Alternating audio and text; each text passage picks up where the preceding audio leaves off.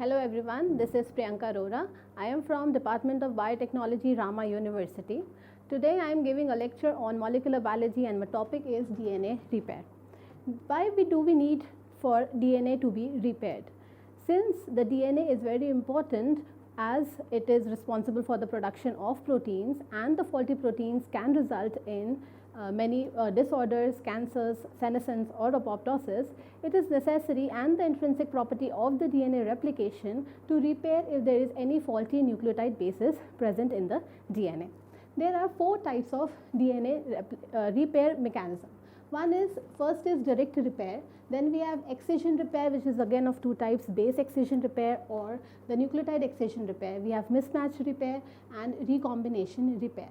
All the three DNA repair mechanism happens along with the replication, but the recombination repair is a closed replicational repair mechanism. There is also a SOS repair. It is not a repair mechanism, it is a SOS response mechanism which is responsible to activate the repair mechanism post replication. Today I am going to cover the DNA repair mechanism which happens along with the replication. First is direct repair. The direct repair, as the name suggests, says that it repairs the mismatched or the faulty nucleotide which is added. Okay, so there are many examples of the direct repair. First one is photo reactivation method. Photo reactivation is using, as the name suggests, it is using the light to reactivate or to reverse the thymine-thymine dimer which is present in the DNA. When the nucleotides, they absorbs the UV radiation at 260 nanometer, it forms a thymine-thymine dimer which is a covalent bond between the two thymines which is present in the adjacently to each other like this. This is a formation of thymine-thymine dimer in the presence of UVB, and this is not a usual process, so it needs to be corrected. For the correction of this thymine-thymine dimer, it is the enzyme responsible is photolyase. Photolyase is active in the presence of light. The light is a blue light. It absorbs light at 300 nanometer and it reverses the thymine dimer, or it breaks the covalent bond to form the normal thymine-thymine without its dimer. It breaks the covalent bond. The second direct repair method is reversal of O6-methyl guanine to the normal guanine. O6-methyl guanine, when the normal guanine, it absorbs oxygen, it forms O6-methyl guanine, and upon oxidation, and it needs to be reversed because it does not pair with the C, it pairs with the T. Then there is a change in nucleotide sequence altogether. Thus, it needs to be reversed. So, this is a structure of normal guanine. When it is methylated in the presence of alkylating agent, when it is methylated, there is a presence of methyl at the sixth position of the oxygen which is present in the guanine. It absorbs, it is methylated, and that is why it forms O6-methyl guanine. This guanine is reversed in the presence of enzyme methyl transferase. The methyl transferase has a cysteine residue in it. It takes the methyl from the methylated guanine and it reverses the methylated guanine into a normal guanine. The component of cysteine of the methyl transferase is responsible for the reversal of faulty guanine. Next, we have the excision repair. There are two types of excision repair, the base excision repair and a nucleotide excision repair. As we know the bases, there are four types of bases, A, T, G, C bases. When there is a problem in any base or the base structure of the DNA, then the base excision repair is responsible for reversal of the faulty nucleotide that is added. For example, if there is a presence of C and instead of pairing it with the G, it pairs with the oxo G, then there is a problem in the base, and this base has to be repaired. In the presence of enzyme glycosylase, this glycosylase is responsible to cleave it cleaves the glycosidic bond of the faulty nucleotide that is added.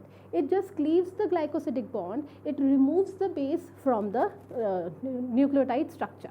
So the sugar and the phosphate backbone remains as it is, but the base is removed from it. From the nucleotide structure, if the base is removed, this site is known as AP site.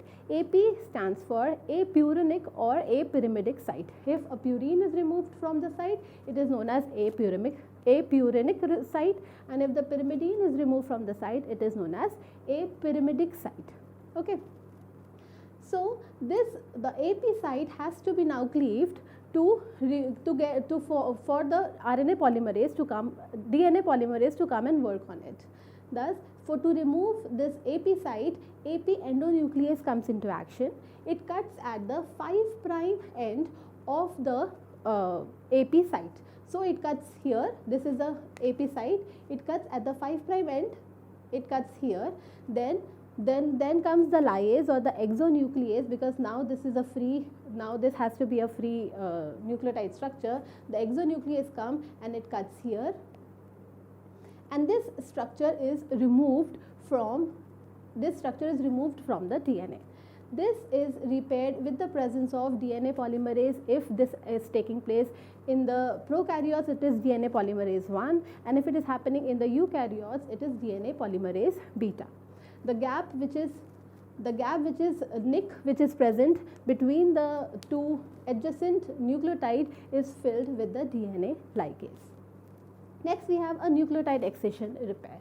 In the nucleotide accession repair, if there is a presence of any distortion in the nucleotide structure or in the DNA structure, then only the nucleotide accession repair comes into action.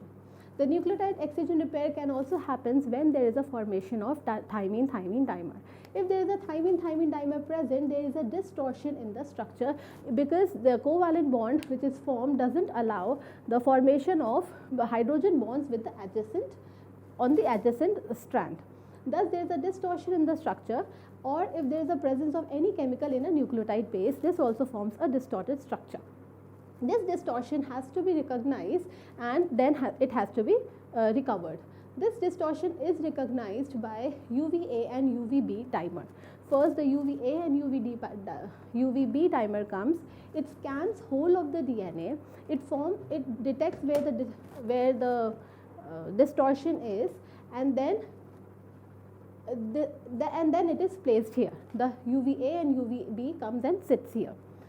As the UVA is responsible for the detection, it is removed after detecting the distortion. Then UVC is recruited by the UVB protein. The UVC protein is an endonuclease protein, and it cleaves 13 to 12 nucleotides. How it cleaves is, it cleaves at 8 nucleotide away, phosphodiester bond 8 nucleotide away and the 5' end, and 3 to 4 nucleotide away at the 3' end. Thus, the 13 or 12 to 13 nucleotide has to be removed, but it is not yet removed as the DNA is coiled. The DNA is coiled, it needs to be, the helicase is required to remove the coiling between the DNA. The UVD acts as a helicase. It unwinds the DNA. The whole of the DNA which was cleaved between the 12 to 13 nucleotide is removed from the strand. The DNA polymerase 1 comes into action. It extends the nucleotide strand, and a DNA ligase, it seals the nick between the nucleotide strand. If this has to happen in the eukaryotes, all the reaction is same, but in the eukaryotes the proteins are different. The XPC detects the bond, it detects the distortion in the DNA. This XPA, XPD acts as a helicase. RPA is a single strand binding protein. XPA is 3' end endonuclease. XRCC1 XPF is a 5' end endonuclease, and instead of cutting 12 to 13 nucleotides, it cuts 24 to 32 nucleotide long sequences. Then we have a mismatch repair. Before going that, we have to also understand the nucleotide excision repair. This also happens in humans, and if there is a faulty and nucleotide excision repair, many disorders that happens, such as xeroderma pigmentosa. Now we have mismatch repair. In the mismatch repair, if there is only a mismatch in the sequence, that is, instead of pairing A with T, it pairs with C, or instead of pairing the right way, it is pairing with some another base, then only the mismatch repair comes into action. The mismatch repair, there are another set of proteins that is required for the mismatch repair. First is mut-S dimer. The mut-S, it comes into action as a dimer, and it scans and it detects where there is a mismatch present. It recruits the mut-L. Mut-L is responsible for activating the mut-H protein. The mut-H protein is present in GATC sequence, which is present in the prokaryotes, which has to be nearby to the mismatch that is present in the DNA.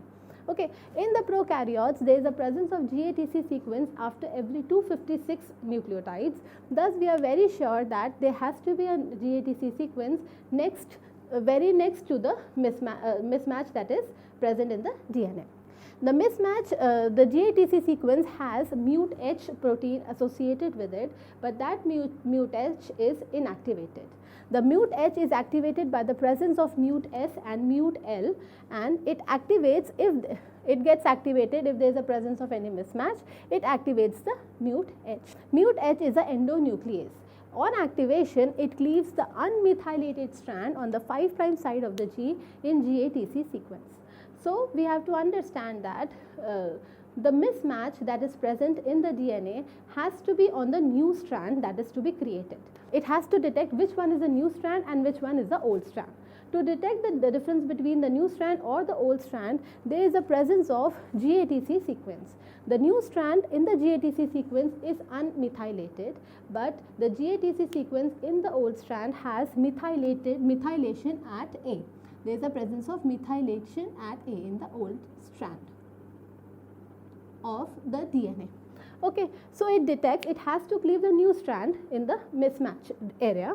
It cleaves the unmethylated strand, which is indicating that it is a new strand on the 5' side of the G in GATC sequence. Then it comes, after cleaving, then the helicase is required to unwind the DNA protein, the DNA. Then we have the exonuclease 1. Exonuclease 1 is responsible to cut and the other side of the DNA till the mismatch is reached. We have the DNA polymerase 3, which is responsible for extending the DNA, and the ligase, which seals the nick.